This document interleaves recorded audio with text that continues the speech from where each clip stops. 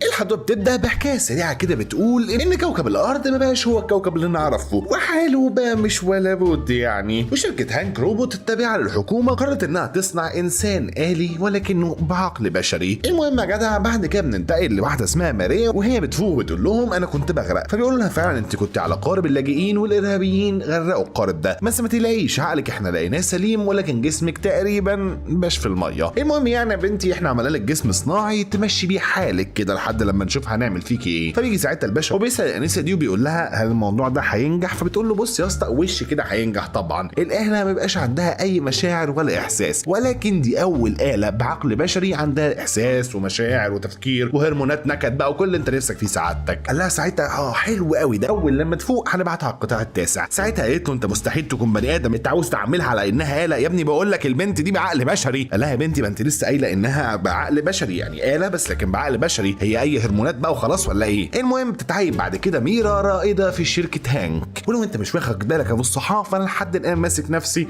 على ميرا دي لانها شبه ناتاشا قوي، يعني كل ما ابص في عينيها تفكرني بناتاشا، نفس العيون بالمناخير كل حاجه.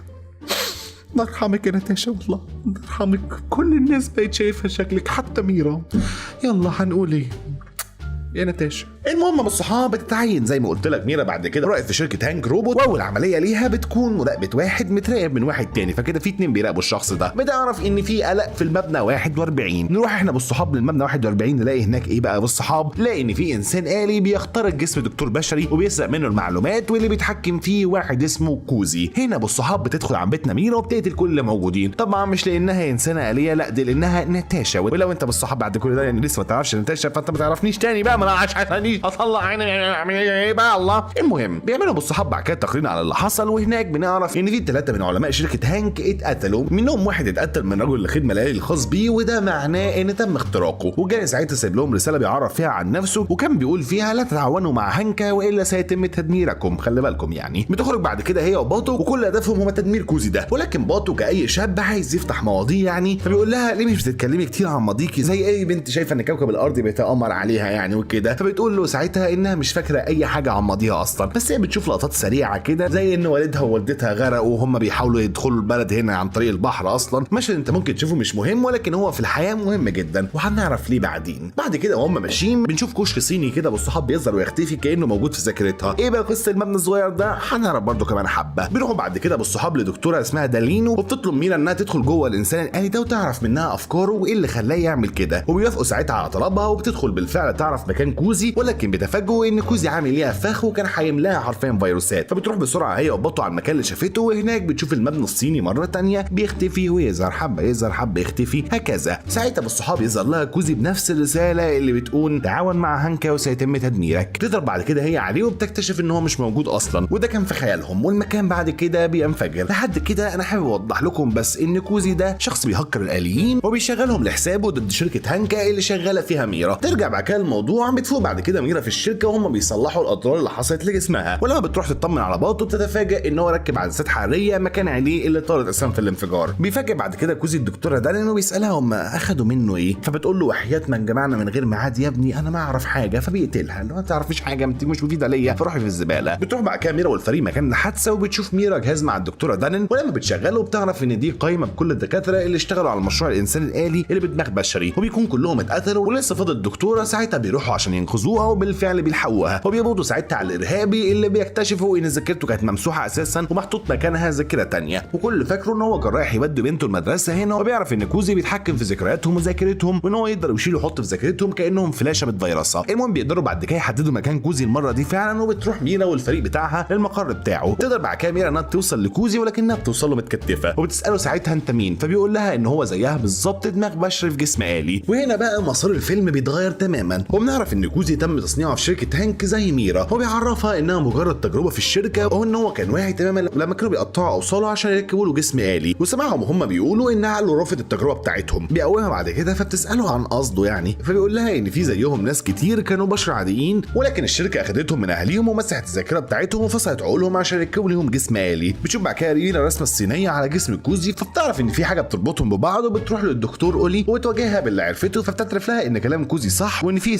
94 شخص قبلها عملوا عليه التجربه دي وفشلت. فسالتها ساعتها ميرا عن ذكرياتها مع الغرق. انتوا لو فاكرين المشهد اللي احنا قلنا هنعرف اهميته بعدين، يعني فاكرين المشهد اللي احنا قلنا هنعرف اهميته بعدين، او ده دلوقتي وقته. المهم بالصحاب بتطلع عن ذكريات ميرا مع الغرق، وان والدتها ووالدها غير، وده اساسا وانها كانت غرقانه معاهم، وان هم انقذوها. الكلام ده كله طلع كذب في كذب، وانها كانت بنت طبيعيه عاديه جدا، والشركه اخدتها وقطعت جسمها عشان يعملوا عليه التجربه. فبتقول لها ساعتها ميرا طب انا مين اصلا؟ تقول لها ما اعرفش، بس الشهاده لله كنت طفله جميله قوي. والله اكيد والله هتبقى جميله حاجه دي ناتاشا برضه. بقول لك ايه يا وليه، انت جميله ايه ونيله ايه دلوقتي؟ انا مين؟ بتسيبها بعد كده وتمشي وتروح تعوم في الميه، ولما بتخرج بتلاقي باطو مستنيها بالفوطه، قال يعني عشان جسمها العالي ده يعني ما يبردش او تاخد لها نزله برد ولا حاجه. المهم بيقول لها باطو بعد ما فقدت ثقتك بكل اللي حواليكي هل لسه بتثق فيا انا؟ فبتقول له باطو ازاي تقول حاجه زي كده يا ابني؟ لا طبعا مش واثق فيك. ميرا بعد كده بيتقبض عليها من الشركه بعد لما عرفت سرهم، وبياخدوها على المختبر، وهناك بتشوف هم بيفصلوا ازواج عن بعض عشان يعملوا عليهم تجارب زرع الدماغ زي دي. وهناك بيطلب كاتر المدير التنفيذي للشركه للدكتوره اوليه انها تمسح ذاكرتها كلها، وبتدخل بعد كده الدكتوره اوليه تنفذ الاوامر، ولكنها تعاطفا مع ميرا تديها ذاكرتها الحقيقيه على فلاشه وتقول لها انها تهرب بيها. بيروح بعد كده المدير التنفيذي للشركه للفريق بتاعها وبيطلب منه ان هو يقتل ميرا، ولكن ابو الصحاب برضه بيرفض. بعد كده بتروح ميرا عنوان بيتها الحقيقي، وهناك بتقابل والدتها من غير ما والدتها تعرف هي مين اصلا، وبتقعد بقى تحكي لها عن بنتها اللي ضاعت منها زمان، والحكومه قالت لها انها انتحرت، وان ميرا بتفكرها ببنتها دي. تخرج ميرا من عندها تكلم رئيسها وتحكي له كل اللي حصل ليها، فساعتها بيصدقها وبيقرر ان هو هيحميها. في الوقت ده بيكون المدير بيتجسس عليهم وبيعرف ان الفريق كده خرج عن سيطرته، فبيدي تعليمات بتصفيه الفريق كله، وبالفعل القائد بيدخل عليه 2 يقتلوه، فبيقتلهم هو وكذلك باطو والراجل اللي معرفش اسمه ده، بس هو طلع نينجا يعني ابو الصحاب. كده بقى الفريق كله مطلوب من الحكومه، وقرر ان هم يساعدوا ميرا وكوزي. وهنا ابو الصحاب بتروح ميرا المقر بتاع كوزي، وهناك بترجع له الذاكره مع المبنى الصيني اللي بيظهر لها طول الفيلم ده. بتشوف الشركه هم بياخدوها غصب من اهلها عشان يعملوا عليها التجارب بتاعتهم، وهناك بيظهر كوزي وبيقول ليها ان هم كانوا عيله واحده وكانوا عايشين مع بعض قبل ما يخطفوها، وان اسمها الحقيقي موتوكو. اثناء اللقاء العائلي الجميل ده والموسيقى الحزينه بيدخل عليهم دبابه عنكبوتيه كده ما تفهمش جت منين، وكان بيتحكم فيها المدير من بعيد، ويبدا ساعتها الضرب المتبادل ما بينهم. بعد اصابه كوزي بتقدر الدبابه انها تفجر ميرا وتتوجه لكوزي، ولكن بتتفاجئ ان ميرا لسه عايشه، وهو ده جسمها الآلي على فكره، يعني مش عريان ولا حاجه، عشان يعني انت بس ما تفهمش غلط كده. وانا مش فاهم صراحه لو انت حصل لك اي حاجه من الجسم الآلي ده فانت محتاج تروح تتعالج.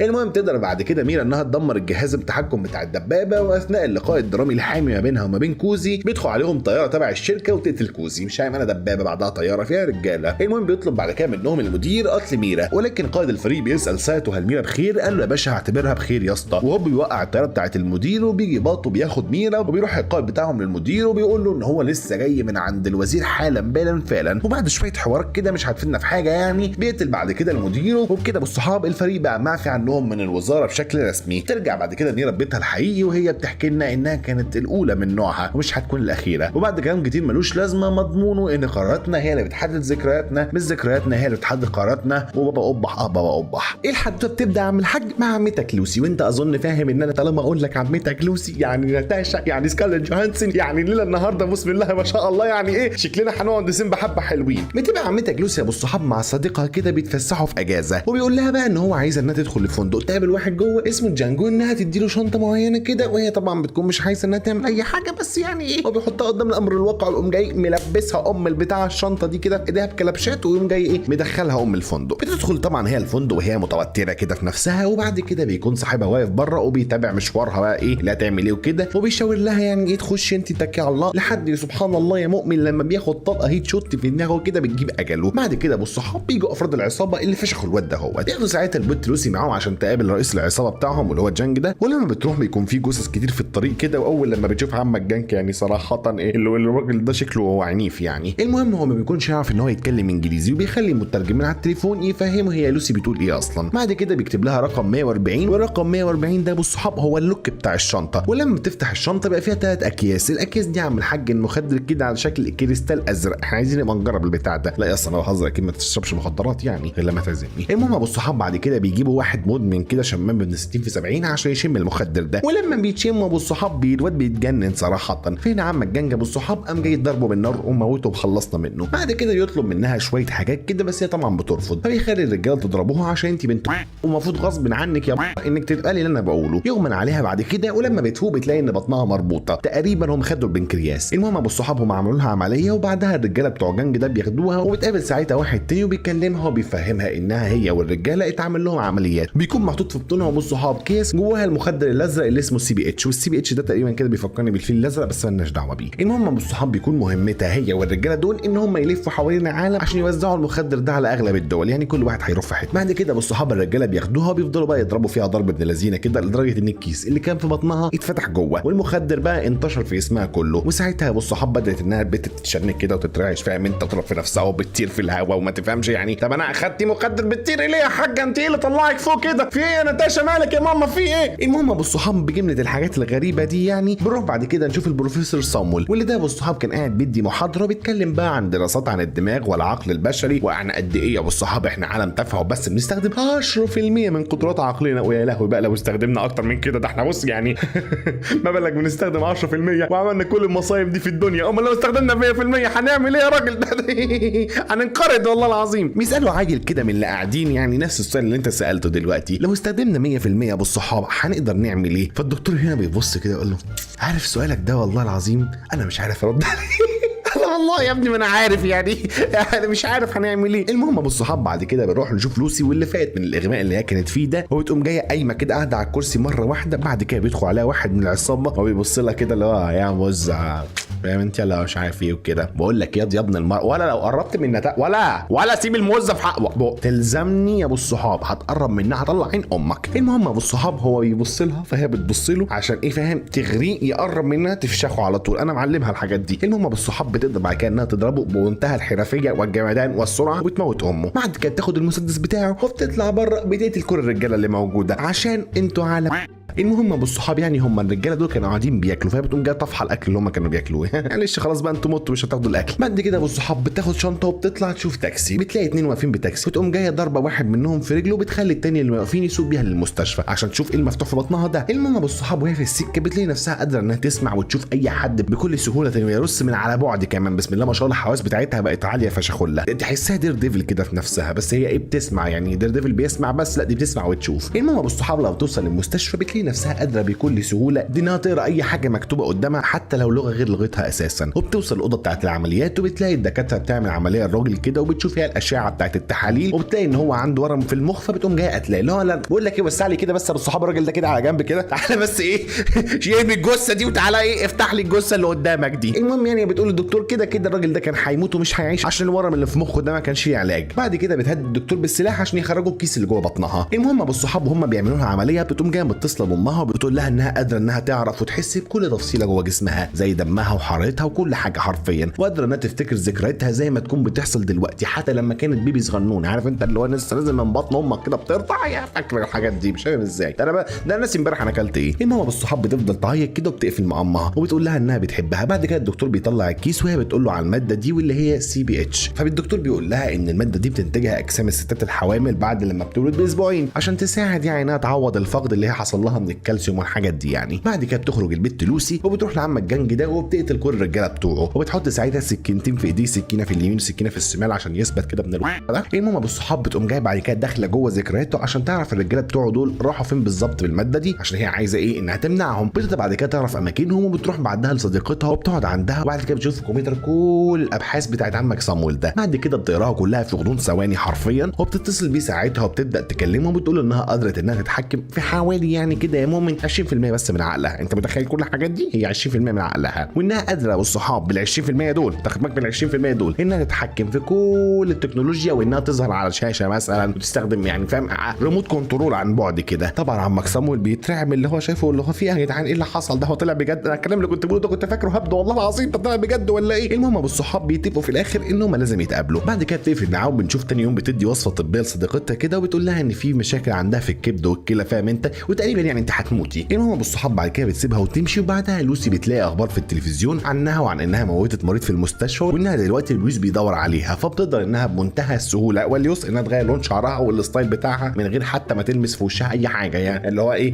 ترانسفورم كده حصل مره واحده. وبتتصل ساعتها بالصحاب بظابط كده اسمه بلدريو وبتبلغوا عن العصابه واللي هم بداوا ان هم يروحوا البلاد اللي هم رايحينها عشان يبيعوا المخدرات اللي معاهم. وبتقوم جاي مطلعه صوره العصابه على الشاشه عنده. طبعا هو الواد بيبقى مستغرب قوي يعني ايه ده اصلا رئيس ومنيل. مساء الخير يا عم عمرو، والله العظيم يا بخت امك. انا عارف انت انا بحسده من دلوقتي، انا عارف الحته لسه جايه قدام بس انا بحسده من دلوقتي. المهم الصحاب بعد كده بتركب هي الطياره وبتبدا بقى تدور في اللابات بقى بالصحاب اللي قدامها دي على ابحاث بقى، فاهم انت، وحاجات كده ايه، وبتقراها كلها بسرعه وجنونيه اساسا. كان في واحد قبل كده شفته على النت بيفتح كده بيقر الكتاب كله في ثانيتين، هي تقريبا منه مراحل. بعد كده ابو الصحاب المضيفه بتجيلها وبتقول لها بقول لك معلش المؤاخذه في الكلمه يعني، بطلي هبدا على الكيبورد يا بنت لوسي عشان ايه خنقتي امنا. فالبنت لوسي كده تبص لها تقول لها امسحيها الاول بعد كده تعالي اتكلمي. انت طبعا دلوقتي فاكر انها تروح تمسح حاجه ثانيه عشان انت راجل يعني محترم بس دماغك بتروح شمال. لا هي المضيفه كانت مناخيرها بتنزف يعني. بعد كده بيجي لوسي كاس وبتشرب منه وفجاه كده اسنانها بتقع في الكاس ده، وساعتها بتكون البنت عماله تتلاشى وشبه بتتبخر كده، وكل قاعدين حواليها بيكونوا شايفين اللي هم مش فاهمينه ده اساسا. انا مش فاهم اصلا في ايه. وبيكون ظهر قدامنا على الشاشه باشا انها قدرت توصل في التحكم العقلي ل 40%. طيب يبقى انت لو وصلت 50% هتنفجر. المهم الصحاب بتدخل الحمام وبتبدا انها تتلاشى وتتبخر فعلا. بعد كده بتفوق وبتبقى في نفس الوقت ده في المستشفى. بعدها في دكتوره بتدخل عليها وبتلاقيها فائق كده، فبتخرج تاني على طول. وبعدها بتخرج لوسي وبتقابل الظابط اللي هو مين، عم كبير عمرو واكد. المهم الصحاب بيكون معاه رجالته، فبتقوم جايه منيمهم كلهم كده، وبعدها بتقدر انها تعرف مكان معين هي عايزه تروحه. المهم الصحاب بعد كده بتروح تاخد العربيه بتاعت عم كبير ده وبيروحوا على المكان اللي هي عايزه تروحه. وبنشوف ان في واحد من تبع عم الجنج ولا الجنج ده ولا مش فاهم اسمه امه ايه يعني، خد الرجال اللي معاهم الاكياس وقتلهم وخرج الاكياس من بعدتهم كلهم. بعدها عمتك لوسي بتوصل هي وبير، وتقدر انها تعمل زي جدار خافي كده بيصد طلقات بتضرب عليها، وبتقدر ساعتها انها حرفيا تطير الناس اللي موجودين قدامها، وبتروح وبتاخد الشنطه من الراجل اللي تبع جنج. وبعد كده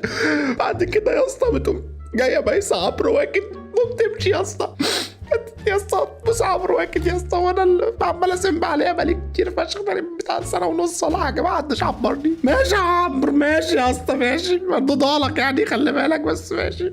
سيبوني دلوقتي عشان انا زعلان. المهم بعد كده ابو الصحاب هي بتروح على البروفيسور صامويل، وهي دلوقتي بقت قادره ابو الصحاب انها تتحكم في 60% من عقلها، وتقول له بقى على اللي حصل معاها، وبياخدها عشان يعملوا عليها شويه تجارب كده، وبتخليهم ان هم يخلوا الماده المخدره دي يدخلوها في جسمها بصوره سائله. ويكون في الوقت ده عم الجنج ورجالته وصلوا وبداوا ان هم يضربوا نار ويشتبكوا مع البوليس اللي معاه عم كبير. بعد كده ابو الصحاب بنشوف ان لوسي قدرت انها توصل ل 70% من عقلها. المهم الصحاب بعد كده بتقدر انها تاخد من كل الاجهزه اللي حواليها طاقه كبيره جدا، وبتقدر انها تخلي الاوضه اللي هم قاعدين فيها هي والدكاتره بيضاء تماما حرفيا، ما تفهمش شفطت الاوضه ولا ايه اللي حصل لها. بعد كده بنشوف ان في واحد من الرجاله بتاع الجنج دول قرر ان هو يضرب قذيفه كبيره كده، نفسي اعرف جابها منين يعني. هو حرفيا جاب مره واحده كده قام جاي طالع بار بي جي اللي هو انا معلش يا كابتن اللي هيلعب بوازيك مرقصه، احنا ما اتفقناش على البوازيك يعني. المهم بيضرب البازوكه اللي معاه دي على الاوضه اللي فيها لوسي. ساعتها عمتك لوسي بتتنطر لبعيد كده وتبقى على الكرسي بتاعها في نص الشارع، وبتبدا بقى بالصحاب في مشهد ابن لذينه يعني منها بترجع للماضي وتشوف المكان اللي هي فيه ده في كل العصور القديمه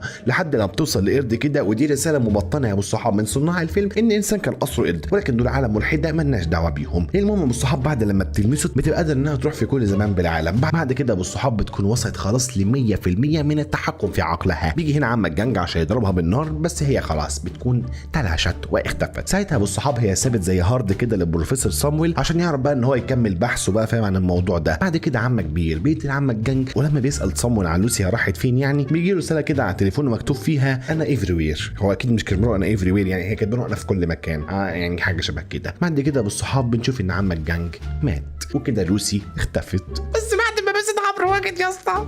الحدوته بتبدا من الحاج في هونج كونج، وبنشوف واحد اسمه بيور باري وبيكون عنده واحد بيكلمه عن صاروخ خطير هو عايز يشتريه، واللي هيكون معاه الصاروخ ده هيقدر ان هو يسيطر على المنطقه كلها لان الصاروخ ده خطير جدا ومش بيتشاف بالرادار. بيروح بعد كده موظف معين من الدفاع الجوي بيبيع شريحه كده ليها علاقه بالصاروخ ده، بيشتروها بقى العصابه منه بيحطوها في عربيه لعبه كده عشان يعرفوا يعدوا بيها من المطار. ولكن في المطار الشنطه اللي فيها العربيه دي بتتبدل مع شنطه تانية لواحده عجوزه، بيفضلوا يدوروا عليها في المطار كله بس بتكون الست ركبت تاكسي ومشيت. فبالليل ابو الصحاب بيوصلوا سواق التاكسي وبيسالوه عن الست اللي وصلها دي وصلها فين، فبيقول لهم ساعتها على عينه منها وبيوصف لهم البيت بتاعها. بنشوف بقى في الجنينه بتاعت بيتها ولد اسمه اليكس وكان بيشيل لها التلج اللي قدام باب البيت بتاعها، وبتتكلم معاه شويه الست دي واللي اسمها هس اللي هي اسمها هس السكلاوه يا لوحه. المهم الصحاب بتدي له عربيه اللعبه اللي دي وبتقول له انها كانت اساسا جايبه رغيف عيش بس الشنطه اتبدلت والعربيه دي من نصيبه، وايوه هي دي العربيه اللي فيها الشريحه اللي العصابه بتدور عليها. المهم بياخد بعد كده هو العربيه وبيروح البيت، وفي نفس الوقت وصلوا العصابه اللي ما كانوش عارفين انهي بيت في البيوت بالظبط هو بيت الست اللي اخدت العربيه. فبيقرروا ساعتها انهم يجوا تاني يوم الصبح. اليكس بعد كده روح البيت وكان قاعد مع نفسه بيلعب شويه، وبنشوف ان هو طلع له شويه حبوب في بطنه كده، وبنروح على امه اللي كانت بتتكلم في التليفون وبتقول اللي بتكلمه انها مش تقدر تنزل الشغل الفتره دي عشان هي عندها عيله واسره ومسؤوليه مش تقدر انها تسيبهم. في نفس الوقت برضه ابو اليكس كان في البيت وعمال يتكلم في التليفون في شويه شغل هو كمان. وبنشوف اخوات اليكس الاثنين وهم قاعدين كده كل واحد في اوضته، وبيكونوا ولد ثانية واحدة، مين دي؟ ناتاشا، انت اللي جابك هنا؟ يا نهار اسود، دي كانت لسه صغيرة. ناتاشا، طب انا سنب عليها ولا هيقولوا عليا عندي بيدوفيليا ولا من ايه الدنيا؟ مش فاهم. انت كنت صغيرة كده يا ناتاشا. يلا هنقول ايه؟ نعتبر نفسنا ما شفناهاش. مش عارفة سنب عليها ولا لا. كان عندها كام سنة؟ عندها بتاع 12 سنة في الفيلم ده تقريبا. ايش يا ناتاشا، الله يرحمك، برضه لما كبرت ماتت. ما علينا. المهم بعد كده بالصحاب بنشوف اليكس بقى كان بيقلع هدومه عشان يدخل يستحمى، بس لما بيشوف نفسه في المرايه بيصوت عشان الحبوب بقت على كل جسمه. ولما بيروح لاهله عشان يشوفوا ماله بياخدوه ساعتها على السرير او الصحام، وبنعرف ان هو عنده الجدري ولازم ان هو يقعد في السرير وفي الاوضه بتاعته. تاني يوم بقى والصحاب بنشوف اليكس قاعده بتخلص شويه شغل كده معاه وهي قاعده في البيت، واليكس كان قاعد بقى في السرير وزهقان ويتفرج على التلفزيون وعمال يلعب باللعبه بتاعته. بعد كده تيجي امه بيقول لها ان هو عايز يشرب ميه وبيوصل لها الكوبايه بالعربيه اللعبه اللي معاه. بيقوم بعدها وبيتفرج من شباك البيت بتاعه على بيت جارته هيس اللي كان بيشيل لها التلج من قدام البيت اللي ادتنا اصلا عربيه، وكان معاه بالصحاب الفار بتاعه. بياخد بعد كده اليكس بندقيه لعبه من عنده، بيلبس خوذه وبيحط في البندقيه ريموت كنترول كده، وبيفضل بقى يغير في قناه التلفزيون بتاعت جارته هيس. وهي كانت طبعا مستغربه من اللي بيحصل، دايما قالت شقه فيها عفريت ولا شقه فيها. المهم بتوصل بعد كده حسابها للمنطقه وينزلوا الافراد بتوعه عشان يدخلوا بيوت المنطقه بيت عشان يفتشوا على العربيه بتاعتهم. اليكس بقى يجي لها التليفون من المدير بتاع الشغل بتاعها وبيقول لها ان هو عايزها ضروري في الشغل النهارده لان في اجتماع مهم ما ينفعش انها تغيب عنه. فبتفضل تحاول معاه من هنا لهنا انها تقعد، ولما بتلاقي ان مفيش فايده بتتفق معاه انها هتروح تقعد في الاجتماع ده 1 اور بس، يعني 1 اور بس، ساعه واحده بس. هتلبس بعد كده هدومها بتحضر نفسها وبتطلع على اليكس وبتعتذر له وبتقول انها بس هتروح اجتماع في المهم ساعه وراجعه، وانها كمان قالت لجارتهم هيس ان انت تعبان وانا هسيبك عشان ايه عندي اجتماع، يعني معلش في الكلمه هي ساعه وراجعه، وهي اصلا يعني جارتنا هتبقى واخده منها منك وهتشقر عليك كل شويه. بعد لما بتمشي بيطلع اليكس هو معاه التلسكوب بتاعه بيبص على الشارع والبيوت كده منه، وبيشوف ان العصابه موجوده في بيت قريب من بيته وعمالين برضه يفتشوا في البيت، فبيفكرهم حراميه وبيروح بسرعه عشان يتصل بالبوليس. بيوصل البوليس عشان يشوف ايه الحوار يعني، ولكن مش بيلاقي اي حاجه. بعدها اليكس بتيجي من الشغل وبيقول لها على اللي هو شافه واللي حصل، وبيقول للظابط على اللي هو شافه، ولكن طبعا ده عيل صغير فمش بيصدقه. وبيقول له الظابط ان جهاز الانذار بتاع البيت ما اشتغلش، ومعنى كده ان مفيش حد اقتحم البيت. فبيقول له اليكس انا متاكد يا عم الحاج ان كان في نصوص هنا يا اسطى، في ايه يا اسطى؟ دخلوا البيت قدام عينيا الاثنين. ولكن اليكس بتقول للظابط معلش يا باشا بس انا ابني عنده جدري واكيد التعب مأثر عليه وبيجي له تهيؤات. بتاخده بعد كده الاوضه بتاعته بتقول له قد ايه اللي انت فيه ده؟ حركتني قدام الظابط، انت لازم تاخد بالك بعد كده ما تعملش اي مشاكل لما اوصف كلمه عشان بص ما اعاقبكش وافشخك، لازم تشيل المسؤوليه وتبطل تكذب. ولكن هو يعني بيقول لها يا ماما وحياة ربنا انا مش كذاب، انا فعلا شفت العصابه. نشوف بعد كده احنا ايه مجموعه من المسؤولين هم في اجتماع وبيعرضوا الصور بتاعت العصابه، وبيقولوا ساعتها هم جايين هنا ليه بالظبط، وان هم لازم يقبضوا عليهم عشان دول عصابه خطيره جدا. وافراد العصابه بقى كانوا في الوقت ده كانوا قاعدين وعمالين يفكروا يا ترى مين اللي بلغ اصلا البوليس عنهم. اليكس بقى كان قاعد مع ابوه، وابوه بيقول له ان هو التاكسي اللي كان مستنيه وصل تحت البيت، وبيقول لابوه بص انا همشي دلوقتي عشان الحق الطياره بتاعتي. وبيكون بابا اسام مش لابس بنطلون، وده بيبقى اسام مقلب من اليكس كان عامله فيه. نفسي اعرف مش واخد باله ازاي ان هو مش لابس بنطلون، يعني في التلج ده كله ما خدش باله ان هو مش لابس بنطلون ازاي. انا مش فاهم بصراحه، يعني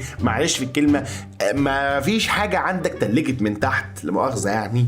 ما علينا. المهم اليكس ابو الصحاب بيكون قاعد كده ماشي بيعد النمل، وشاف العصابه رجعت تاني واقتحموا البيت، فبيتصل بالبوليس تاني والعصابه بتسمع صوت السرينه بتهرب، وبيسيبوا واحد منهم في البيت اللي كانوا بيدوروا فيه. بيدخل البوليس وبيفضل يدور على الواد ده بس برضه مش بيلاقوه، وبيكون هو اسام مستخبي في السقف بتاع البيت ومحدش بياخد باله منه. وبيقولوا تاني برضه ان هم ما لقيوش حاجه، وان هو كان اتصل بيهم مرتين وده لا مؤاخذه في الكلمه ازعاج للسلطات يعني. فبتعتذر امه تاني للبوليس، بس هو بيصمم ان هو مش هيعتذر لان هو مش غلطان وان هو متاكد من اللي هو بيقوله وان هو شاف عصابه. بيطلع بعد كده على اوضته واخواته الاثنين اللي منهم ناتاشا يعني بيغلسوا عليه كده، وبيقولوا له ان هو قص المشاكل كلها عشان خلى ابوه يتاخر على الطياره بتاعته، وامه ما تروحش الشغل كمان بسببك، وهندفع فلوس كتير عشان نصلح الابواب بتاعه البيوت الناس اللي البوليس اقتحمها دي، يعني بص انت بوظت لنا الدنيا خالص. المهم بيدخل بعد كده اوضته بيكون زعلان جدا، وفي نفس الوقت برضه عايز يعرف ايه اللي بيحصل بالظبط. فبيقرر ان هو يدرس المنطقه بتاعته ويشوف البيوت اللي العصابه دخلوها واللي لسه ما دخلوهاش. بيحاول بعد كده يستنتج ايه اللي هم عايزينه بالظبط، وبيقرر ان هو يشوف بنفسه ايه اللي العصابه عايزاه بالظبط ومش عارفه انها تلاقيه، وهيكتشف هو السر. يكتشف الغامض والمثير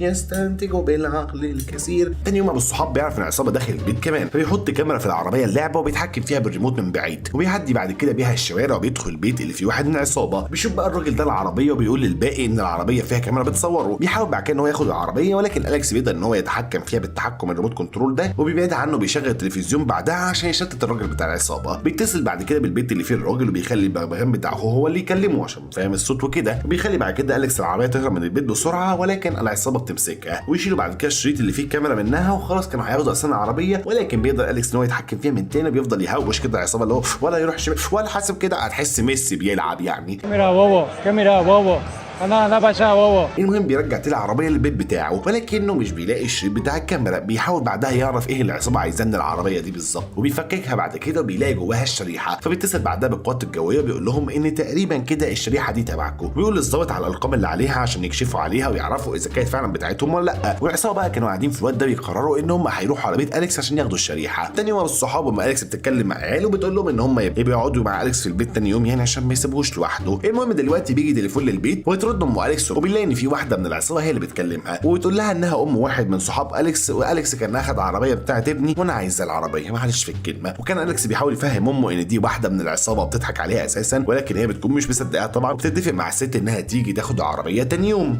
طيب يا اليكس ماشي اديها العربيه بس خد منها الشريحه عادي يعني. المهم بيقرر اليكس بعدها ان هو هيملى البيت كله مقالب عشان تاني يوم ما يخليش العصابه تاخد العربيه ولا الشريحه. تقريبا هو غم العربيه اكتر من الشريحه. المهم تاني يوم الصبح كانت البنت اللي من افراد العصابه جايه ومعاها كلب كده، فاليكس من الشباك بيفضل يصفر بصفاره الكلب، والكلب طبعا بيتجنن بسببها وبيفضل بقى يروح هوب يمين شمال فوق تحت مش عارف ايه، وبعدها بيوقع الولايه وبيسحلها وراه في الارض. في الوقت ده بقى القيادات بتقدر انها تعرف وتتاكد فعلا ان الشريحه اللي ضايعه منهم هي دي اللي معاه اليكس، وبيقرروا ساعتها انهم يروحوا بسرعه عشان ياخدوها منه. العصابه بعد كده بتاجل اقتحام البيت في الوقت بتاع العاصفه اللي جايه واللي سمعوا عنها في الاخبار. ام اليكس بقى في الوقت ده بتكون نازله من البيت عشان الشغل، وبتقول لاليكس انها اسفه انها هتسيبه في البيت لوحده، بس هو بيقول لها يعني ولا يهمك يا ماما انا اصلا عايزك تمشي من بدري يعني عشان استفرد انا بالعصابه دي وعشانهم. المهم بعد كده بتخرج عشان تروح شغلها، وبيخرج اليكس وراها عشان يحضر المقالب اللي هيعملها في العصابه. بعدها امه كانت اتصلت بهس وبتقول لها انها تبقى تشقر على الواد كده كل شويه عشان الواد تعبان يعني، وهي رايحه للشغل وبعدها على المدرسه عشان تجيب عيالها اللي منهم نتاشا. نتاشا كل ما افتكرها كده بتعدي قدامي المشهد بتاعها. الله يرحمك يا نتاشا.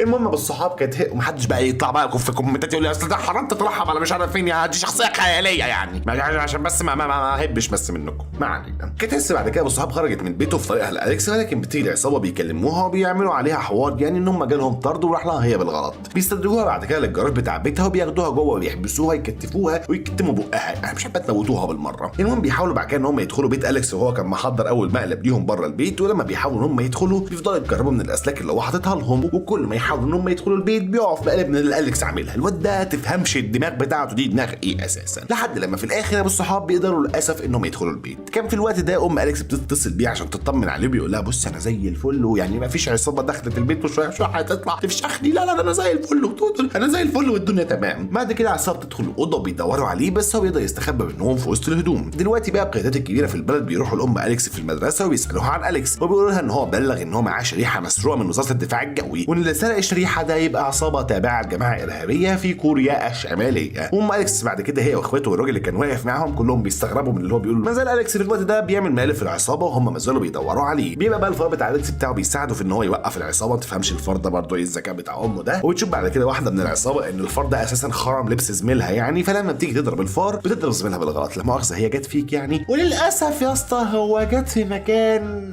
وحش قوي يعني، تقريبا زميلها ده هيفقد قدرته الانجابيه بقيه حياته كله. بعد كده بالصحاب اليكس كان اخد مسدس بتاع واحد من العصابه وبيرميه في الزباله، وبيخرج بعد كده من البيت وبيوري العصابه ان الشريحه معاه وبيطلع يجري. ولا لا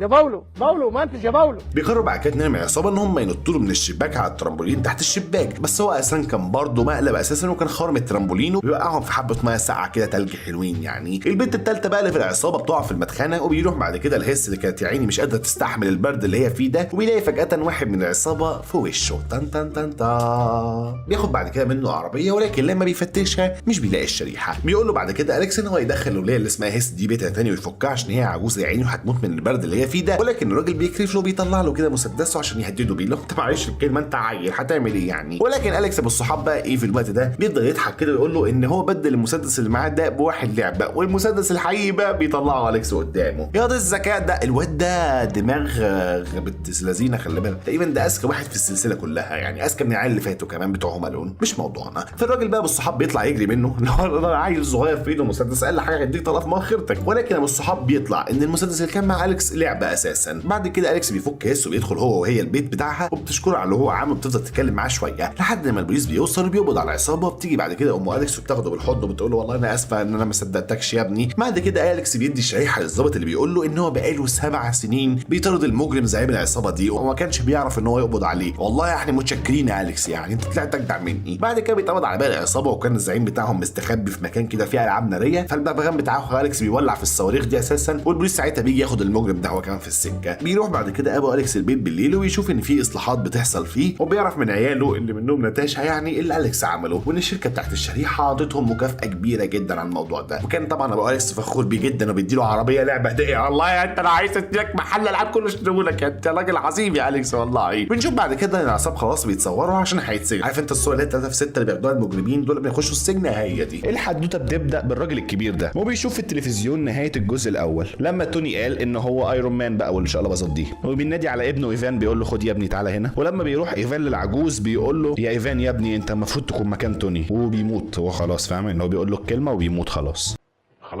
امال حضرتك فاكر ايه يعني؟ وايفان بيخش ويطلع المخططات بتاعه صدر توني، قصدي اللمبه اللي في صدر توني اللي هي المفاعل يعني، وبنشوف انها ما تنسبش لتوني انما تنسب لابوه هوارد ستارك وابو ايفان برضو. الاثنين دول كانوا عاملين المخطط مع بعض، وايفان بيصنع له واحد كده من المفاعل ده. وبنروح بعد 6 شهور مع توني لما كان في معرض بتاعه بيفضل يتكلم عن السلام وقد ايه ان هو بقى شخص بيحب السلام والكلام ده كله. انت كنت لسه الجزء اللي فات بتصلح اسلحه يا ابن الناس. وبعد كده لما بيطلع جهاز عشان يقيس نسبة السموم في الدم بيلاقيها وصلت 19%. وبعدين بيروح للمحكمة علشان يتناقش مع الحكومة عن البدلة بتاعته، والحكومة بتقول له ان هم بيعتبروا البدلة كسلاح بس هو بيعتبرها بدلة مش سلاح، والحكومة بتطلب منه ان هو يسلم البدلة بس طبعا هو بيرفض يعني. وبيجي واحد زي ما تقول كده بيوجه له التهم وهو هامر، وبيجي صاحب توني اللي هو رودي اللي هو من الجزء اللي فات يعني بس الممثل اتغير ما تلاقوش. وهامر بيوجه له تهمة ان في آلات شبه ايرون مان بتتصنع بس توني هكر ما تفهمش هكر ايه كده، وبين لهم على الشاشه ان الالات دي مش هو اللي بيصنعها وحد تاني بيصنعها. ووضح ان هامر بيحاول يقلده في ايران. توني بيقول له ان امريكا في سلام ولو عايز البدله فعلى جثتي. وبعد كده بيمشي وبنشوف ان ايفان بيشوف المقابله وبنشوفه بيصنع حاجه برضو زي كرباج كده. وبنروح لتوني في بيته ولما بيقيس نسبه السموم في الدم بيلاقيها وصلت 24%، وده بسبب المفاعل اللي في قلبه. وكل ما بيستخدم البدله بيموت بالبطيء اكتر. وبتدخل عليه بيبر بوتس المزه وبتقول له ان اسهم الشركه بتاعته في النازل، وبتفضل تتخانق معاه لحد لما توني بيزهق منها. بيقول لها بقول لك ايه انت من هنا ورايح المديره التنفيذيه بتاعت الشركه يلا. فهي بتقف كده مصدومه شويه لحد لما بتصدق وبيشربوا عصير تفاح. ايوه هو عصير تفاح مش عصير تفاح، لا هو عصير تفاح. وبعد كده توني بيروح يتدرب في حلبة قتال مع هابي المساعد بتاعه، وبتخش عليه صاروخ ارض جو بشعر احمر ايه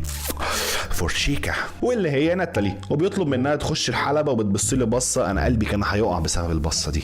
يا ناتالي وبيطلع من الحلبة وبيخلي هابي يدربها، ولسه هابي بيبدا يعني لسه بيقول بسم الله الرحمن الرحيم كده بتضربه بتوقعه. وتوني بيقول لها بقول لك ايه ما تيجي اوريك القفاز اللي بينور في الضلمه. ولما بتمشي توني بيقول لبيبر ان هي تعينها معاه في الشركه، وبيروح سباق عربيات وبيقابل ناتالي اللي اخذت مكان بيبر القديم بقت المساعده بتاعته يعني، وتقول له عندك ميعاد الساعه 9، فبيقول لها تمام حاجه 11. وتوني بيقابل هامر هناك، وهامر بيقول له ان هو عايز يقدم اختراع في المعرض بتاع توني، وتوني قال له لو حلو انا هحجز لك مكان. وبعد كده بيقيس نسبه السموم في الدم بيلاقيها وصلت 53%. هانت قربت اجيب مجموعه ثانويه عامه. بعد كده بيروح سباق وبنشوف ان ايفان تبع الناس اللي بيصلحوا العربيات، وبنشوفه دخل السباق وقام جاي مطلع الكرباج بتاعه، وبنشوف ان هو صدره شبه صدر توني. لا قصدي المفاعل اللي في صدره شبه المفاعل اللي في صدر توني، اوعى تفهمني غلط. وبيبقى في عربيه معديه كده بيقوم جاي قاسمها نصين. الله انا مالي يا لمبي. وبيبقى راحت هي وهابي ببدله ايرون مان في شنطه سمسونايت كده، بس بيكون ايفان قسم العربيه بتاعت توني نصين. بس الحمد لله توني عاش. بس قبل ما ايفان بيقتله بيبر وهابي بينقذوه وبيقولوا له ادخل، وهو اول ما بيدخل ايفان بيقسم الباب نصين. هو جاي يقسم اي حاجه نصين، داخل بمبدا اثبت ياض لفلاك نصين ماشي. فتوني قال لهابي دوسوا بالشبشب تاني، وقام جاي قاسم العربيه نصين وبيبر قعد تيسا وبعد كده توني اخد البدله وقعد يلبسها في نص ساعه حرفيا، وايفان مش بيعمل له حاجه. اللي هو طب لما تخلص قول لي انت بحضرتك الوقت يعني انجزنا، يعني حضرتك قاعد نص ساعه بتلبس في البدله، انا واقف بتشمس هنا. وتوني بيقول له تعالى بقى، ده انا فوقت لك بقى، تعالى لي ايه ده بوظت لي البدله وكهربتيه، طب سلام.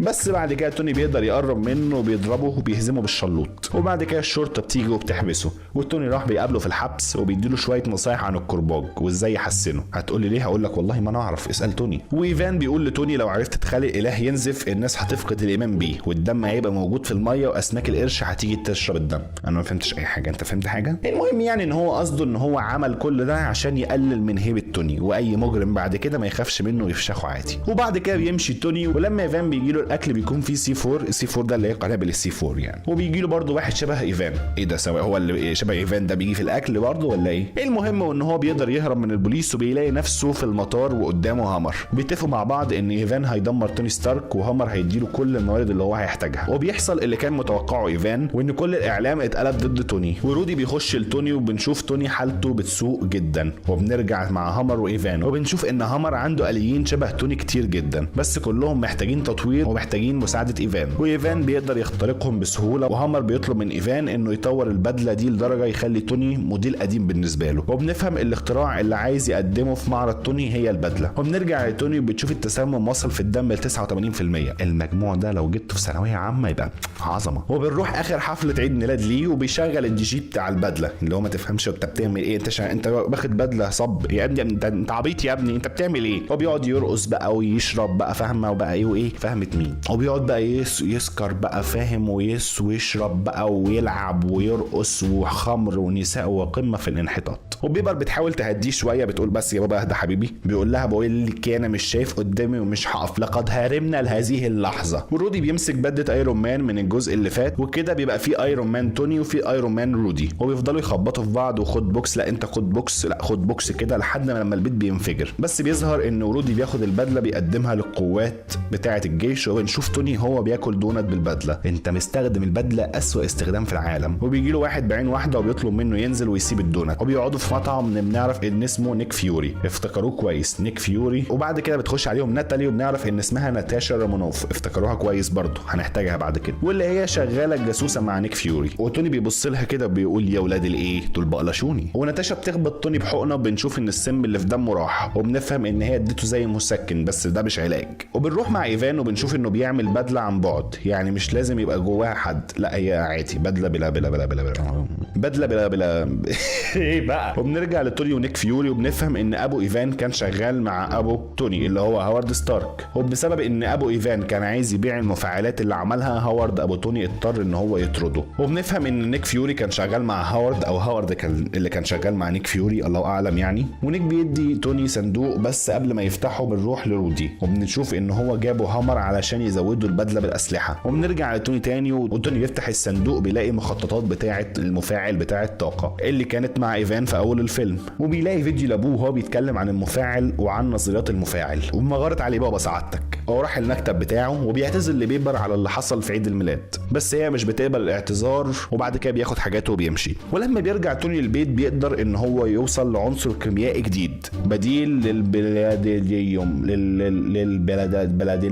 البلاديليوم ده ما علينا يعني، اللي في المفاعل بتاع الطاقه بتاعه اللي هو عمال يسممه. وبيقدر يعمل العنصر وبيكون اقوى. وتوني بيجي له اتصال وبيطلع ان ايفان بيقول له شكرا على نصيحتك، النصيحه اللي هو قالها له في السجن عن السلاح بتاعه. وبنشوف ان السلاح بقى اقوى، وتوني اتصدم انه بره السجن، وايفان بيهدده وبيقفل الخط، وتوني بيضطر ان هو يلبس المفاعل الجديد. وبنروح مع هامر وهو بيستعرض الآليين بتوعه والآلي بتاع رودي، وبنشوف توني وهو جاب البدله مع المفاعل الجديد، وبيقول لرودي اللي في البدله ان هو بيثق فيه وان هامر شغال مع ايفان. ولما توني بيسأل هامر فين، ايفان بيعمل نفسه من بنها كده. لا والله يا بيه ما اعرفش حاجه، انا ماليش دعوه. انا ايفان مين ايفان ده؟ مين هامر ده؟ انت مين ده يا باشا؟ ما اعرفوش. بنشوف ان ايفان اخترق البدله بتاعت رودي وكل البدل اللي هو عاملها وبدا يهجم على الناس، وبوم الطخ الشرباء النووي كله بيضرب في بعضه، والموضوع بينتهي ان ناتاشا بتضرب كام عامل في مشهد جامد زحليقه، وناتاشا جامده فشخله. وبعد كده بتخش تشيل التحكم بتاع ايفان على رودي. طب ما تشيلي على بقيه البدل بالمره، يعني هو رودي بس ولا هو رودي معاه واسطه ولا ايه؟ بعد كده الايين بيهجموا على توني، بس توني بيعمل منهم بطاطس محمره او كفته، صراحه مش قادر احدد. وبيجي البيج بوس اللي هو ايفان ببدله ايرون مان والكرباج بتاعه، لا يتخلى عن كرباجه. وبعد كده مسك توني ومسك رودي وفشخهم، بس رودي وتوني بيعملوا نفس الحركه اللي عملوها في البيت وبيقتلوا بعض، وكله بيرجع البيت. وبنشوف ان نيك فيوري بيطلب من توني انه يكون المستشار بتاعه في شيلد، والشيلد دي هي المنظمه بتاعت نيك فيوري، وبيوافق بس بيطلب من القاضي اللي كان بيكره توني يكرمه. الحدوته بتكمل بعد سنتين من احداث فيلم الافنجر، ونشوف ان ستيف اللي هو كابتن امريكا يعني، وان هو استمر في الشغل في منظمه شيلد، وبنتعرف على الشخص ده واللي اسمه سام ويلسون، واللي بقى الصحفي ستيف كده فاهم الروح بالروح. وبنشوف ستيف بيروح لمهمه تبع شيلد مع ناتاشا. ايه منوره يا ناتاشا. وشخص اسمه رومولو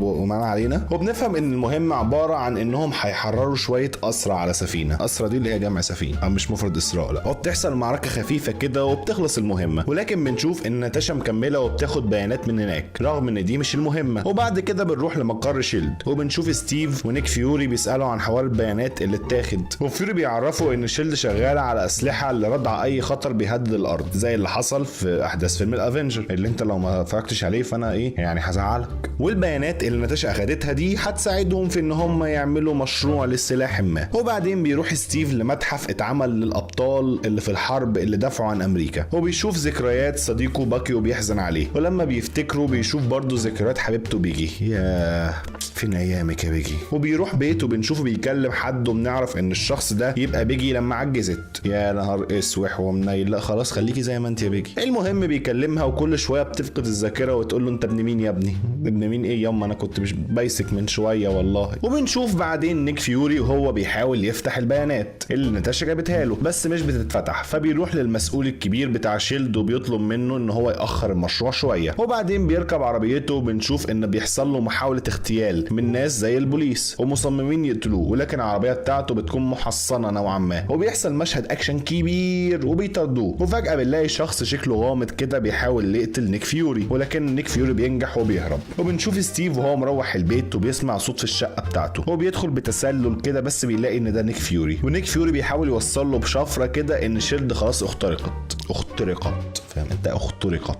وبيحصل هجوم على شقه ستيف، وفجاه بيتصاب نيك فيوري، ولكن بيدي ستيف البيانات بتاعه الاسلحه وبيقول له اوعى تثق في اي حد. وبيشوف الشخص اللي عمل الهجوم ده وبيطارده، وبنشوف ان هو سريع جدا وبيقوم حادف عليه الدرع، ولكن هو بيمسك الدرع، وبنشوف ان عنده دراع حديديه كده وبيهرب. وبنشوف نيك فيوري في المستشفى وحالته صعبه جدا، ولكنه بيفارق الحياه وبيموت. يلا في داهيه. وبنشوف بعدين ستيف في منظمه شيلد، وبيحاول الرئيس يسال ستيف هو ليه نيك فيوري جاله قبل ما يموت، وستيف بيقول له والله يا ابني انا ما عارف، انا مش عرفني، روح اساله بقى في تربته. وبيركب كابتن امريكا اسانسير وهو خارج، وبيدخل معاه الاسانسير رومولو ما علينا ده اللي كان معاهم في المهمه من شويه، ومعاه شويه جنود كده. وفجاه واحد بيطلع سلاح وبيحاول يضرب ستيف، وبتحصل محاوله اغتيال فاشله كده لستيف، لكن هو بسم الله ما شاء الله عليه يعني بيضربهم كلهم. وبيوقف الاسانسير في دور وبيقوم ناطط منه وراكب موتوسيكل وخالع. خلي بالكم المشهد ده جامد جدا على فكره، مشهد الفايت ده جامد جدا. وبتهجم عليه طياره بتحاول تقتله، ولكن هو بيهرب. هو بيعتبره ستيف مجرم ومطلوب للعداله، ما تفهمش ليه. وبعد كده بيروح لناتاشا وبيستأمنها، طبعا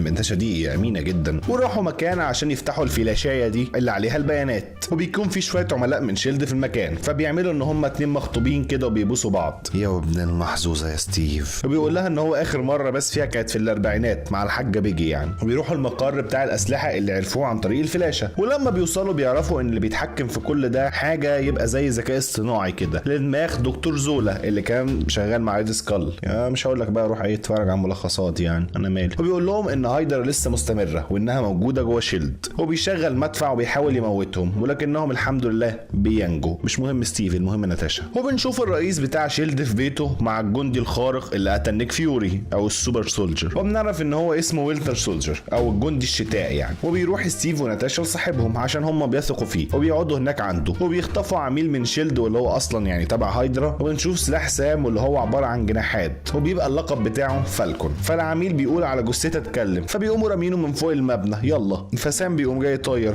واخده كده فاهم، مشقلطه من تحت كده ايه، وطالع بيه تاني. فبيقول لهم كل حاجه، طب ما كان من اول نازل نبهدلك يعني. وبنعرف ان شيلد اللي هي يعني مخترقه من هايدرا هيقتلوا اي حد بيشكل خطر عليهم، وبيشكل خطر على مشروع الاسلحه بتاعهم. وبعدين بيركبوا العربيه، ولكن بيحصل عليهم هجوم من وينتر سولجر، وبنشوف قوته الرهيبه. وبعدين بتحصل مواجهه ما بينه وما بين كابتن امريكا، وبيقع الماسك اللي على وشه، وبنشوف ان وينتر سولجر ده بيبقى باكي صاحب كابتن امريكا القديم.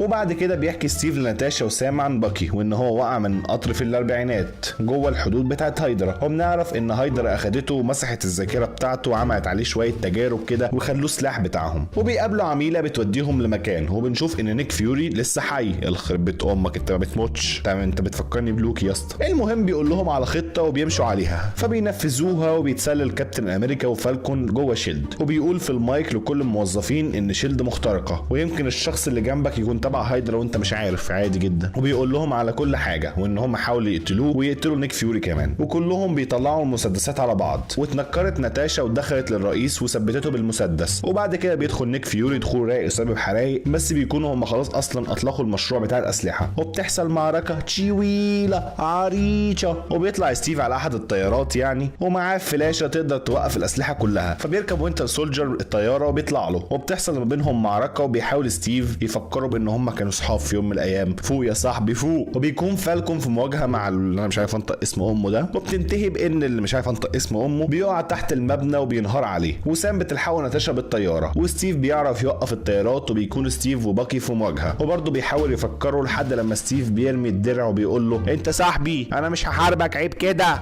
الله. فبيقول له باكي انت المهمه بتاعتي، وبيفضل يضرب في امه. ولكن بيقع الجزء اللي كان ستيف فيه من الطياره، وبيغرق ستيف في الميه. ولكن بنشوف ان باكي لحقه وطلعه من الميه وسابه ومشى. وبيكون نيك فيوري قتل الرئيس بتاع هايدرا، وغير الهويه بتاعته بيروح لاوروبا بعد ما بيفتكروه ان هو اصلا مات. وبنشوف بعدين باكي بيروح المتحف وبيشوف نفسه هناك وبيقرا عن نفسه. الحدوته بتبدا في سنه 1991 في احدى مقرات هايدرا، وبنشوف ان هم بيفكوا التجميد على باكي، وبيستخدموا كتاب ما كده فيه كلمات معينه لما بيسمعها بتخليه فاهم انت يتجنن كده، وبتخليه ينفذ اي اوامر هم يقولوها له. المهم بيروح وبينفذ مهمه اغتيال لاحدى الاشخاص كده هنعرفه قدام، وبياخد من عربيته شيء هيساعد هايدرا في ان هم يعملوا بقيه الجنود الخارقين اللي شبه باكي. وبنرجع للزمن الحالي في مدينه لاجوس في نيجيريا، وبيكون الافنجر بينفذوا مهمه القبض على رومولو اللي طبعا نجا من احداث الجزء اللي فات. مش هقول لك بقى روح اتفرج على الاجزاء اللي فاتت بقى، انت المفروض خلاص اتعودت على الموضوع بقى، تبقى متابع معايا اول باول كده فاهم انت، واخد الافلام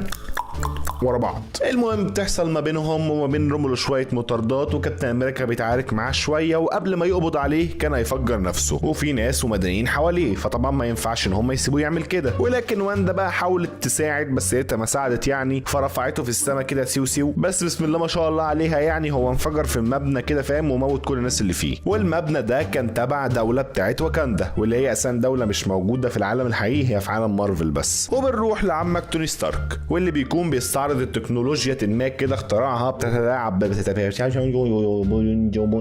وبنروح لعمك توني ستارك واللي بيستعرض تكنولوجيا كده اخترعها بتتلاعب في الواقع. ولما بيخلص المؤتمر بتاعه وهو عند الاسانسير بتوقفه واحده ابنها مات في الانفجار بتاع المبنى، وبتقول له ان هو السبب وان هما مش ابطال وان هما السبب في موت ابنها والكلام ده كله، فبتخلي ضميره يتأنب وبتحسسه بالذنب. ضميره يتأنب مش يتأنب. وبعدين وزير الخارجيه جمع الافنجر وقال لهم انهم المفروض يمضوا على اتفاقيه اسمها اتفاقيه سكوفيا، واللي بتنص على ان الافنجر يكونوا تحت حكم الدوله، علشان كل مره هم بيحاربوا فيها بيتأذي ناس كتير وبتموت بسببهم. وبيتقسم الافنجر لفريقين، فريق موافق على الاتفاقيه وفريق مش موافق. وبعدين بنروح لواحد في بيته وبيتعدى عليه شخص ما كده اسمه زيمو، وبنفهم ان صاحب البيت ده يبقى احد عملاء هايدرا السابقين، وعمك زيمو ده بيقتله وبياخد منه الكتاب اللي فيه الكلام اللي بيغسل عقل باكي، واللي هايدرا استخدمته سنه 1990 1991. وبنروح لمؤتمر عملته دولة واكاندا، وبيكون حاضر في المؤتمر ده الملك بتاع ولاندا مين؟ الملك بتاع واكاندا اللي اسمه تيتشاكا، وابنه ولي العهد واللي هيبقى الملك بعده واللي اسمه تيتشالا. اسامي عجيبه فشخ والله، ما مش عارف انا الاسامي دي جايبينها منين. ماله احمد ومحمد وعمر وحسين يعني، مالهم الاسامي دي تيتشاكا وتيتشالا؟ ولكن بيحصل عمليه تفجيريه ارهابيه. شفت انت عمليه تفجيريه ارهابيه فحلوقيه برجوازيه، وبيموت فيها الملك. وبينزل في الاخبار ان الشخص اللي كان سبب في التفجير ده هو كان باكي. انت بتعمل ايه يا باكي؟ معلش بقى انت شغاله خربانطات انت عايز ايه؟ وبيكون اصلا باكي في بوخارست، وبيجي له كابتن امريكا وبيقول له ان هو عارف ان هو ما عملش حاجه. وفي نفس الوقت ده بيكون دخل المبنى قوات خاصه علشان تجيب باكي من قفا امه، ولكن هو بيهرب. ولكن بيلاقي وراه شخص غريب بيهاجمه واللي اسمه البلاك بانتر. هو بيحصل ما بين بلاك بانتر وكابتن امريكا وباكي مواجهه لحد لما بيتقبض عليهم. وبنكتشف ان البلاك بانتر ده اساسا هو تيتشالا ولي العهد بتاع واكاندا، واللي هو دلوقتي يعتبر بقى الملك بعد ما ابوه مات. طب هو ليه بقى قوي كده؟ طيب وايه البدله اللي هو لابسها دي؟ كل هذا سوف نعرفه في ملخص بلاك بانتر اللي هو هيجي كمان كام يوم كده. فخليك بقى يا اسطى ايه متابع يا اسطى بقى، واعمل ايه سبسكرايب كده ايه وفعل الجرس. المهم بعد لما بيتقبض عليهم بنكتشف ان عمك زيمو اتنكر على هيئه دكتور، اللي هو اساسا المفروض ان الدكتور ده يحقق مع باكي. وهنا بقى بيقول له الشفره اللي كانت موجوده في الكتاب، وبتغسل دماغه. وباكي بيتجنن وبيضرب في كله محدش بيبقى قادر عليه، لحد لما بيطلع على السطح وبيسرق طياره. ولكن كابتن امريكا حبيب الشعب بيحاول يوقفه لحد لما بتقع الطياره في الميه. ولكن ستيف بياخد باكي وبيستخبى بيه في مكان وبيفضل حبسه فيه عشان محدش يلاقيه. وبعد كده بنلاقي باكي بيتكلم عادي جدا، ولكن عمك ستيف بيكون شاكك برضه. فباكي عشان يثبت له ان هو فايق ومفيش اي حاجه بيقول له يا اسطى ما انت اسم امك ساره حتى يعني، ده انا باكي ابن حتتك، ده احنا كنا مع بعض في الكيش زمان. في الكيش ايه بس؟ وبيحكي له كل اللي حصل، وبيحكي له ان هو مفيش وينتر سولجر واحد، بل هم كانوا مجموعه وحاولوا ان هم ينقلبوا على هايدرا وجمدوهم، ولحد دلوقتي في منهم كتير متجمدين. وبعدين عمك توني ستارك بيقرر طالما ستيف مش راضي يسلم باكي فهو انا هجيبه بالعنف بقى. وقرر ان هو يكون فريق وبيروح لولد صغير اسمه بيتر باركر، واللي توني شافه على النت واكتشف شخصيته بيعمل له بدله وبيضمه الافنجر، واللي هو اساسا بيبقى سبايدر مان. بس طبعا سبايدر مان ده للناس المثقفه اللي زي يعني الشعب المصري عادي يعني، واللي هو انا برضو منهم بيقولوا سبايدر مان زبايدر. وفي نفس الوقت ده كابتن امريكا بيجند واحد تاني واللي هو يبقى انت مان، واللي احنا عملنا الفيديو بتاعه قديم يعني كده، بس هو عملنا له ملخص يعني بروح اتفرج عليه، كان لسه الكوبرايت لسه بيخزوقنا بس ما علينا. وبيحصل مواجهه ما بين فريق كابتن امريكا وفريق توني ستارك. وفريق ايرون مان بيكون مكون من وور ماشين وبلاك ويدو وبلاك بانتر، في 2 بلاك في الفريق، وسبايدر مان وفيجن. وفريق كابتن امريكا مكون من سام فالكون وانت مان وواندا وهوك اي. طب هتقول لي واندا جت منين؟ واندا كانت محبوسه مع عمك فيجن في مكان ما، هي مش محبوسه يعني، هو عمك توني ستارك كان حاططها في المكان ده علشان ما تعملش لبش وكده، هو نوعا ما بيحميها. فعمك هوك اي بيروح وبيحررها من المكان ده. وكل دول برضه بيبقى معاهم عمك باكي، وبيحصل ما بينهم مواجهه كبيره وبتنتهي بهروب عمك كابتن امريكا وعمك باكي معاه. الاثنين عمامك، اسكت انت، انا اضرب منك بالعيله. وعمك بلاك بانتر برضه، العيله كلها عمامك، نعمل ايه؟ عمك بلاك بانتر برضه هيكون خدت بالك؟ وعمك بلاك بانتر بقى ايه؟ بيكون هيجيبهم، بس عمتك ناتاشا بتلحقهم فبتقعد تكهربوا كده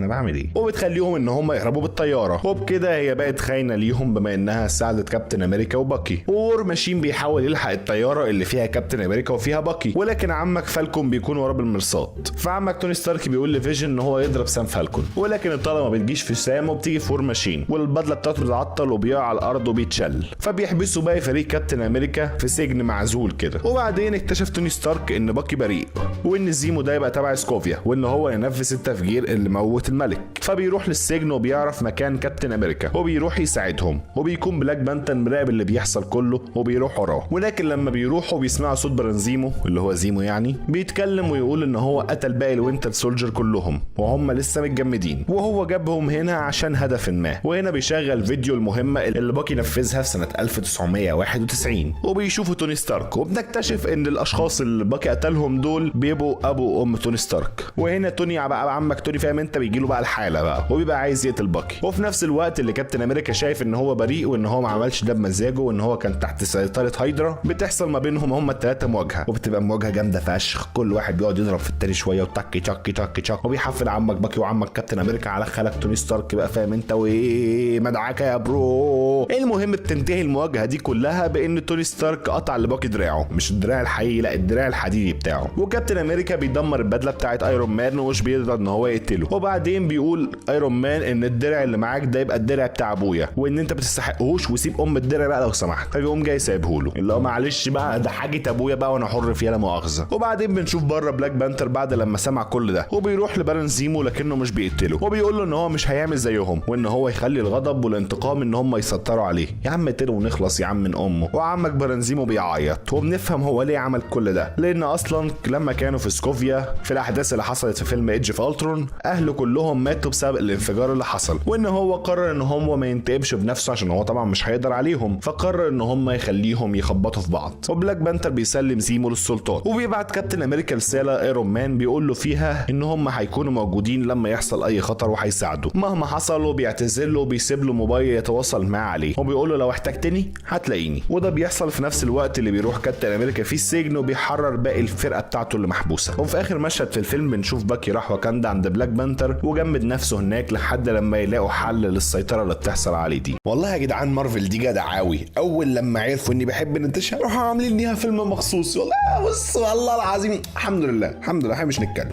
ما علينا، يعني الحدوته بتكمل بعد احداث فيلم كابتن امريكا سيفل وور بعد ما هربت ناتاشا اكمنها خلفت القوانين بقى وساعدت كابتن امريكا وكده. وبنشوف فلاش باك في اوهايو في سنه 1995 وبنشوف عمتك ناتاشا وهي صغنونه جميله كده، وبنشوف عيلتها المكونه من اختها هيلينا وامها ميلينا وابوها اليكسي. وبنشوف عمتك ناتاشا قبل ما تكون عمتك يعني وهي قاعده بتلعب وبتخش مع اختها عشان ياكلوا. وبنشوف ابو ناتاشا وهو بيقول ان مفيش وقت ولازم يتحركوا، قد دقت ساعه هي دي. وبيروح لبناته بيقول لهم فاكرين لما قلت لكم انه في يوم من الايام هنخوض مغامره كبيره جدا؟ هو النهارده اليوم ده. وبياخد سلاح وبيركبوا العربيه وبيجري الاب بالعربيه بسرعه على الطريق، والام بتقول لناتاشا ان هم رايحين للوطن وبيدخلوا مزرعه ما تفهمش دي الوطن ولا ايه. وبنشوف ان الاب كان مخبي طياره هناك وبيركبوا الطياره ولكن بيكون في عربيه مركونه قدام الطياره فمش بيقدروا ان هم يتحركوا. فبنشوف الاب وهو بيقلب العربيه بسهوله جدا وان هو قوي. ايه يعني ايه ده يا حاج القوه دي يا اسطى؟ وقبل لما بيركب الطياره بتكون وصلت واحده من العربيات الشرطه التابعه لمنظمه شيلد وبيحاولوا يخلوه ما يوصلش للطياره ولا لبناته، وبيفضل يضرب عليهم نار وبينط على الطياره وبتتصاب الام برصاصه ولكن الاب بيقدر يهزمهم والطياره بتشير زي العصافير وهو ماسك في الجناح بتاعها. وبيوصلوا كوبا وبتكون الام بتموت فبياخدها عشان تتعالج. وبنشوف الاب بيتفق مع شخص غريب واللي اسمه الجنرال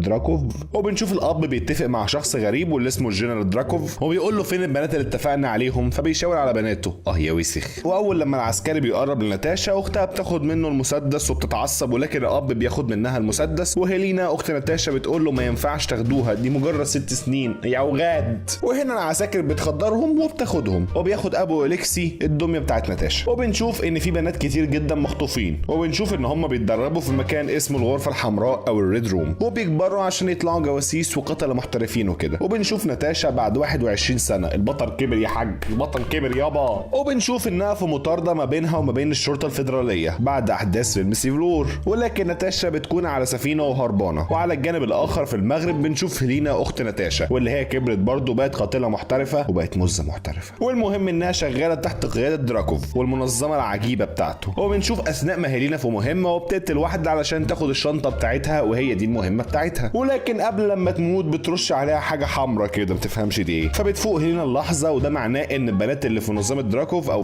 كانوا في الريد روم دول بيبقى محصول لهم بيبقى معمول لهم زي غسيل دماغ كده. وبنعرف ان الشنطه اللي معاها مليانه بالشيء الاحمر اللي ترش عليها ده. فبتهرب هيلينا بعد لما فاقت وبيوصل للجنرال دراكوف ان هيلينا هربت ويفعلوا السلاح بتاعهم اللي هو التاسك ماستر عشان يقدر يجيبها. وبنروح لتاني لعمتك ناتاشا بعد لما سافرت النرويج وهي هناك عاشت حياه عاديه وزيفت هويتها وعاشت في عربيه من العربيات اللي زي البيوت دول وفضلت عايشه هناك عيشه زي الفل. طب ما تقولي لي طيب كنت اجيلك. وفي مره وهي قاعده النور بتاع العربيه بيقطع بسبب ان البنزين بيخلص فبتروح لاقرب مكان تجيب منه بنزين ولكن بتحصل عليها محاوله اعتداء. وحياه امي اللي هيقرب من الصاروخ هطلع عين امه. وبنشوف ان اللي حاول يقتلها ده يبقى التاسك ماستر، وهو مش ده المفروض هو مش ده المفروض في الويندوز. وبيكون قوي جدا وكمان معاه الدرع زي بتاع كابتن امريكا وحركاته كده عامله شبه الروبوت، تفهمش ايه ده. وبتحصل مواجهه ما بينهم وبيقعدوا يضربوا في بعض، وبيسيب ناتاشا عشان يروح ياخد الانابيب اللي معاها. ولما ناتاشا بتحاول توقفه بيضربها ضربه ترميها من فوق الكوبري في الميه. يا دين النبي يا جدعان سيبوا المزه. ولكنها بتكون اخذت الازايز معاها وبتخرج من الميه، وقررت انها تسيب النرويج بعد اللي حصل ده، وبتتجه لبودابست واخذت شقه هناك. ولكن لما بتوصل بتلاقي اختها هيلينا هناك، وبيحصل ما بينهم مواجهه كده وبيطحنوا بعض. جرايه وليه منك ليها، الله ما تلموا نفسكم يا ابطال. وبعد لما بيخلصوا كده بيقفوا شويه ويعملوا هدنه عشان كانوا هيموتوا بعض، يعني عادي جدا الاخوات بيموتوا بعض مش حوار. المهم بيقعدوا يتكلموا وبنفهم ان هيلينا هي اللي بعتت لناتاشا الازايز اللي كان التاسك ماستر هيقتلها بسببها. وهيلينا بتكلمها عن دراكوف وعن الغرفه الحمراء، فبتكون ناتاشا فاكره انها قتلته، ولكنها بتتفاجئ ان هو لسه حي. يعني تفهمش ده مش بيموت ده ولا ايه. وهنا بيحصل هجوم على الشقه اللي هم فيها من الجنود بتوعه اللي طبعا مغسول دماغهم، وبيحصل ما بينهم مطارده. ولكن ناتاشا وهيلينا بيقدروا ان هم يهربوا، ولكن بيوصل عمك التاسك ماستر وبيطاردهم بالعربيه المصفحه اللي معاه، وبيحاولوا ان هم يحاربوه لكنه بيفجر عربيه بيهم. وهيلينا المزه بتتصاب وبيدخلوا يجروا في المترو، ووراهم التاسك ماستر فاهم مش سايبهم، ولكنهم بيهربوا. وبتحكي هيلينا ناتاشا عن التاسك ماستر وان هو سلاح دراكوف اللي عمله اللي هو غير قابل للهزيمه، لان هو بيقدر ينسخ نفس الحركات اللي بيحارب بيها المحارب اللي ضده. يعني انت فاهم بتيجي تتعارك معاه، انت ليك نمط معين في القتال هو بيقدر ينسخه. ده غير ان عمتك ناتاشا كانت بتحكي عنها لما حاولت تقتل دراكوف بانها تفجر المبنى اللي هو كان فيه، ولكن بنته الصغيره كانت موجوده واللي هي ماتت اصلا. وبيطلعوا من المكان اللي هم فيه وبيروحوا مكان تاني، وبيقعدوا يتكلموا. وهيلينا بتحكي لناتاشا عن الطريقه اللي اخذت بيها الازايز، وبيتفقوا ان هم يقتلوا دراكوف عشان يحرروا كل البنات اللي كانوا في الريد روم. وبتطلب ناتاشا من صديقها طياره. وعلى الجانب الاخر في سجن فروسيا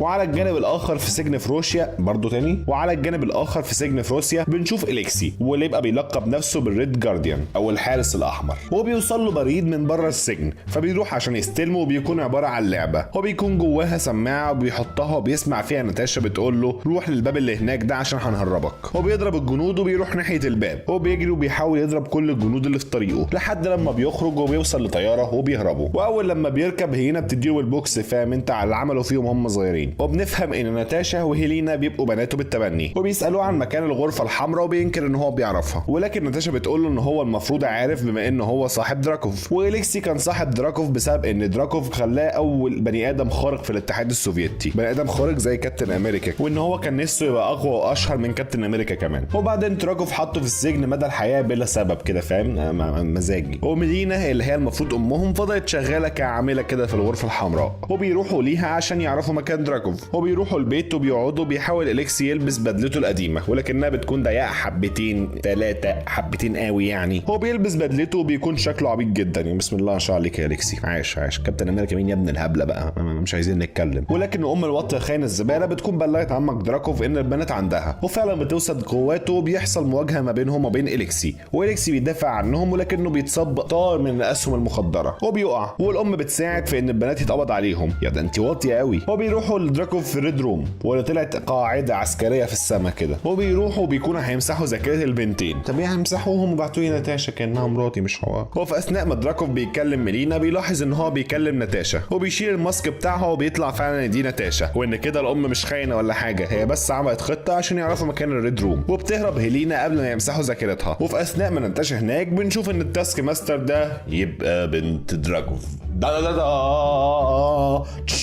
وانها ما ماتتش واتشوهت بس بسبب اثر الانفجار اللي عملته ناتاشا. وعشان بنته ما تموتش فدراكوف زرع في دماغها شريحه كده زي فيلم الليمبي 8 جيجا وخلاها زي الروبوت عشان ما تموت. وفي اثناء ما دراكوف كان بيكلمها فبيحاول ناتاشا انها تقتله لكنها مش بتقدر، وبتبقى مش عارفه هو ازاي بيتحكم فيها كده. وبيحكي لها عن ان زمان زرع فيهم حاجه برضه بتخليهم لما يشموا ريحته ما يقدروش ياذوه. انت راجل ابن وسط صح، ايه القرف ده يا عم؟ ايه لما يشموا ريحته ما ايه القرف ده؟